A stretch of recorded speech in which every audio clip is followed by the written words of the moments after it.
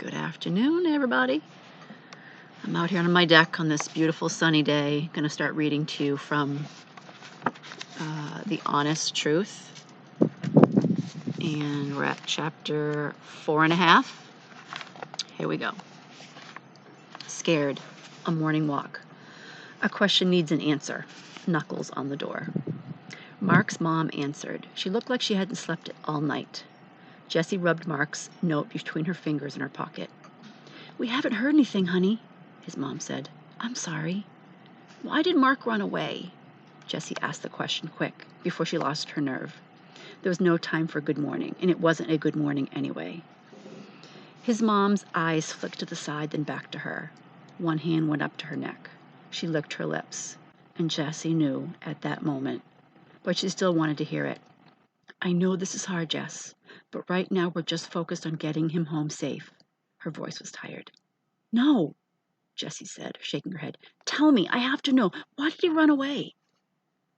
His mom closed her eyes for longer than a blink. Then she looked out past Jess, out into the daylight world. She sighed out at the sunshine. "Come in, sweetie," she said. Mark's dad was at the table, just sitting there with the phone on the table next to him. Jess sat down, and after a few false starts, Mark's mom told her everything.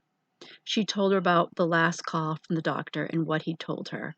She told her about how Mark had taken it.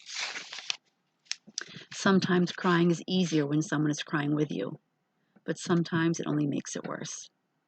Mark's mom sat looking down at her hands, at her fingers tied tight together. They were a mom's hands, soft, with only small wrinkles, and a chipping nail polish on the nails. They were empty, with only themselves to hold. Jess sat with her eyes full and down. She hurt. She wanted to stop breathing, because her breath would not come smooth. They came like tearing paper. She felt like a broken little bone inside. The loneliness of her best friend. She missed him with the kind of missing that almost feels like anger. Yes, she knew exactly where he was going, and now she knew exactly why. He trusted her not to tell. She wanted to reach out and pull him close and slap him across the face. She felt pinned, like a butterfly in a case. The eyes were on her. Before she could try her wings, the phone rang. Mark's dad picked it up.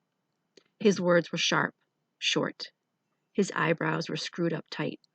"Uh-huh. Okay. Yeah. Really?" He looked over at Mark's mom and shook his head, half yes and half no. "All right. Yes, of course. Thank you." He set the phone down and reached out to take Mark's mom's hand. "Someone called the tip line a few hours ago. Said they saw him in Moses Lake." His mom gasped. "Well, good!" Her voice picked up new life. "Was there more information? Did they know where to start looking?" He shook his head. They didn't think it was a real tip. It sounded off. It was a kid's voice. A boy. He squeezed her hand. A dog barked in the background. Mark's mom sat with her mouth stuck halfway open. "Mark?" she said at last. Mark's dad nodded. They traced the phone call. A restaurant in Seattle. They're on their way now.